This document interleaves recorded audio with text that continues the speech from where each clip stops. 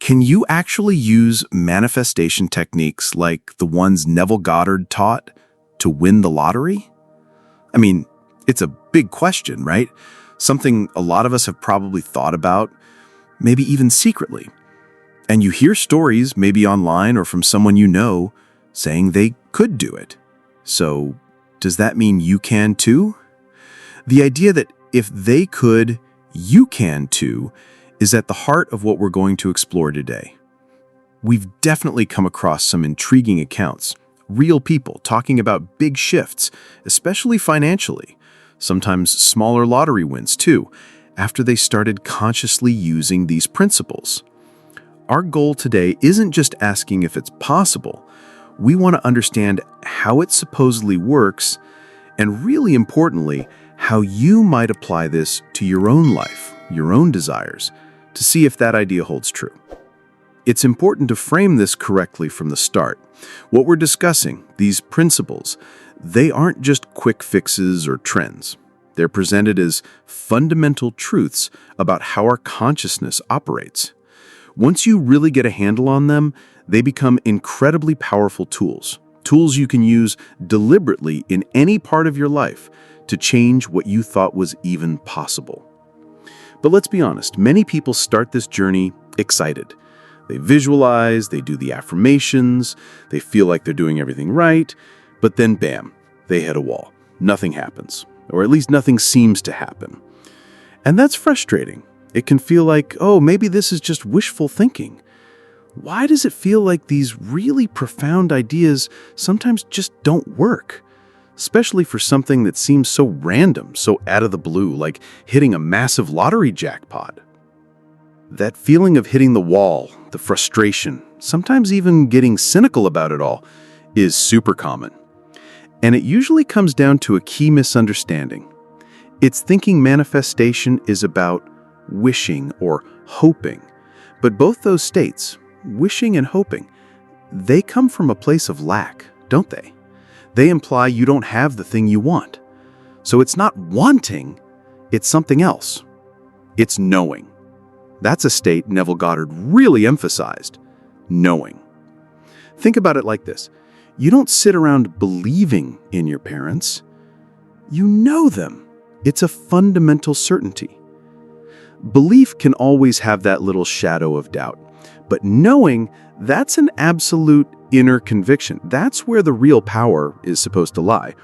Because your subconscious mind, the deeper part of you, apparently doesn't know the difference between something you vividly imagine and feel and something that's actually physically happening. When you truly know something is yours, your whole being starts to align with that reality. So the law itself isn't faulty. It's always working. But maybe we're working against it somehow? Precisely. It's not some external force playing favorites. It's described as the nature of consciousness itself, always operating based on your assumptions. If the results you want aren't showing up, it's usually suggested that there are conflicting beliefs or assumptions running underneath in your own mind. You might consciously desire wealth, for instance, but subconsciously assume money is hard to come by, or I'm not lucky. Those deeper assumptions can override the conscious wish. And that feeling of trying hard to manifest, often that just reinforces the feeling of not having it yet, which, paradoxically, keeps it away. It makes sense, it pushes it further away. So what's the real game changer? What's the core principle that people who do get these amazing results supposedly really understand and apply?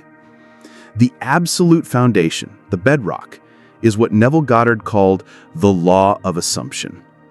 And closely tied to that is living in the end.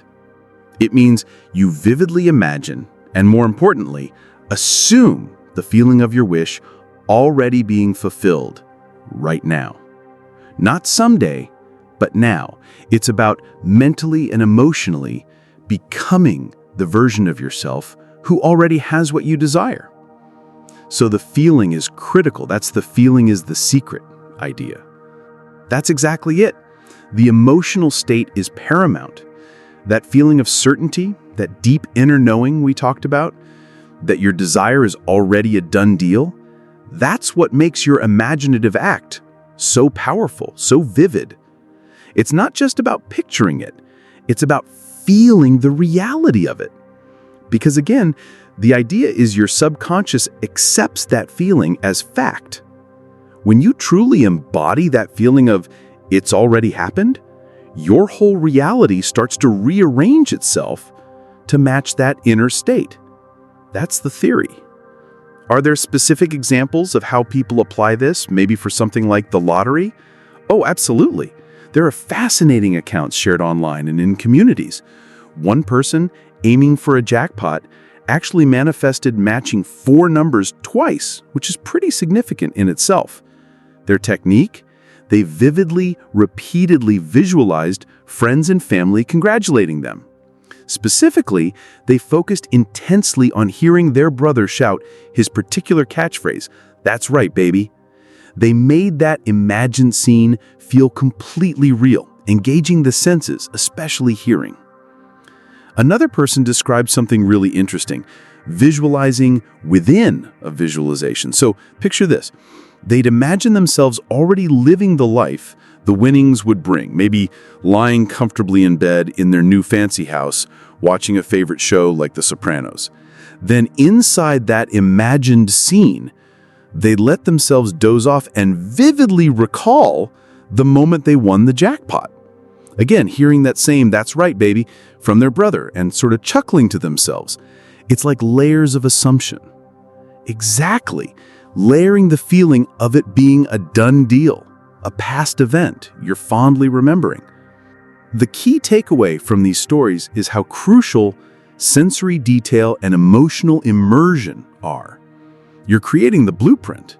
And you hear about others too, maybe journaling every day for like an hour, writing as if they've already won, using things like incense, specific music frequencies, really trying to saturate their consciousness, their frequency with that reality, looking at vision boards.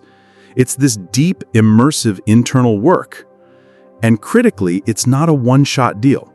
It's about persistence in the assumption, holding on to that inner state no matter what the outside world looks like right now. But what about other people? If I assume I win the lottery, doesn't someone else have to not win? How does this square with concepts like the golden rule or Neville's idea that everyone is you pushed out, EIPO? Do these apply here too? They absolutely apply, and understanding this is crucial. It brings in a really important ethical or maybe metaphysical dimension. The golden rule, do unto others as you would have them do unto you, isn't just presented as good moral advice in these teachings. It's seen as a fundamental law of consciousness. Your consciousness is considered the ultimate reality. So whatever you genuinely imagine, feel, or assume to be true about another person, you are, in a way, decreeing for yourself too. So the idea is if you harbor negative thoughts or intentions towards someone else, you're essentially setting that negative energy in motion within your own reality. It boomerangs. It's like planting seeds in your own garden. That's a great analogy, and it connects directly to EIPO. This concept suggests that the people and circumstances you encounter are reflections of your own inner state, your own assumptions. If you perceive negativity or opposition, the teaching suggests looking within to see what assumption in you is being reflected back. So, wishing harm or failure on someone else, that's basically projecting negativity that will likely manifest in your own experience in some form. So, how does this apply practically, say for manifesting money or a job or even a lottery win? Well, for money or jobs, it means you never focus on someone else losing out for you to win. You don't wish for someone to get fired so you can get their job or hope someone else misses out on an opportunity. That kind of thinking comes from scarcity, from lack and fear, the very mindset you're trying to overcome. Instead, you cultivate an abundance mindset. The core belief here is that opportunities are infinite. There's enough for everyone. Your focus needs to be entirely internal, on your own worthiness, your own confidence, your absolute knowing that you are the perfect fit for that role, or that wealth flows easily and naturally to you. It's not about competition in that sense. And what about relationships, especially the tricky situation where someone desires a relationship with a specific person, an SP, who's already with someone else? That's often seen as a gray area, and it really calls for deep self-honesty. First, you'd want to ask yourself, is my desire really about this specific individual, or is it about the qualities I perceive in them? Love, security, fun, whatever it is. Could I find those qualities fulfilled perfectly, perhaps even better, with someone who is available? Now, if after that reflection, the desire for that specific person remains, the approach consistent with these principles, especially the golden rule in EYPO, is to manifest a positive outcome for everyone involved. You wouldn't imagine the other person hurt or abandoned. Instead, you might assume or intend that their current partner finds their perfect happiness, maybe with someone even more suited to them, making way harmoniously.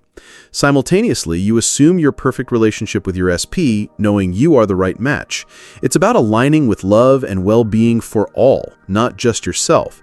It requires a higher perspective, so it's about elevating the whole situation, not just grabbing what you want. Exactly, it's about harmonious creation. And remember, these principles aren't just for these specific examples. We see claims of success across the board using these same ideas. You hear about businesses doubling revenue seemingly effortlessly, people clearing huge debts like 6 figures, building investment accounts from nothing to 7 figures, attracting luxury items, finding their ideal partner, and getting married. It all points back to that core idea: your inner world of assumption creates your outer reality. And truly understanding that if they could achieve these things, it implies you have the same potential within you.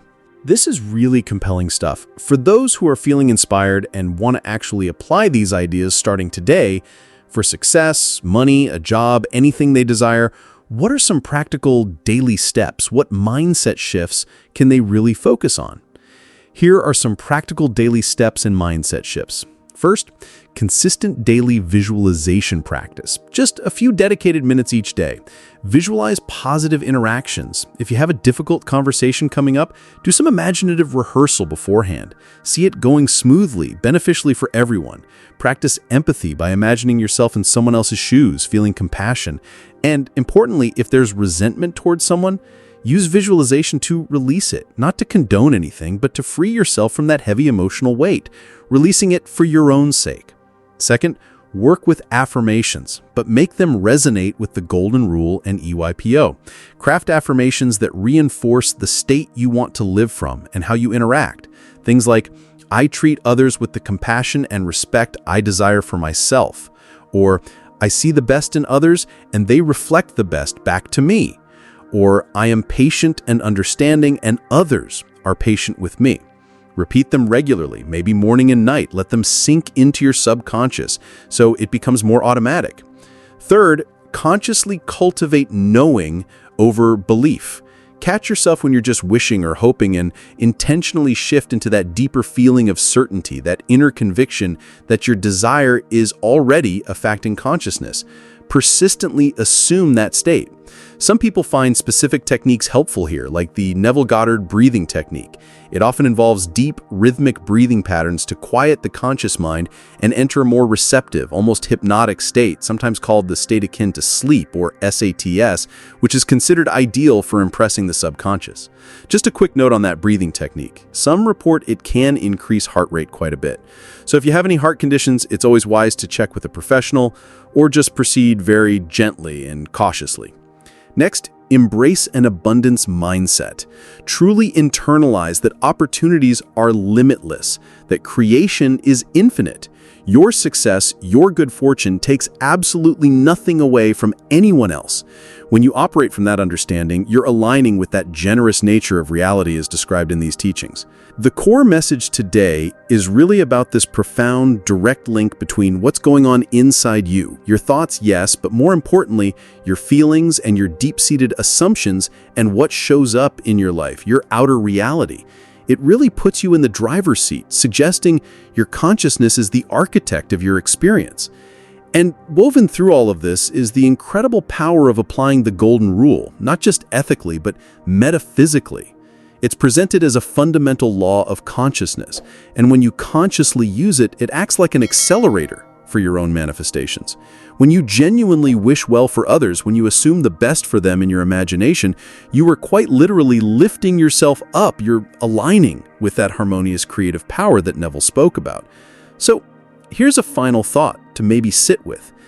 If your consciousness truly shapes your reality, and everyone you meet is in some way a reflection of that inner world, what kind of reality, what kind of world are you choosing to create through your assumptions? Not just for yourself, but for everyone around you, starting right now, today. That's definitely something to ponder.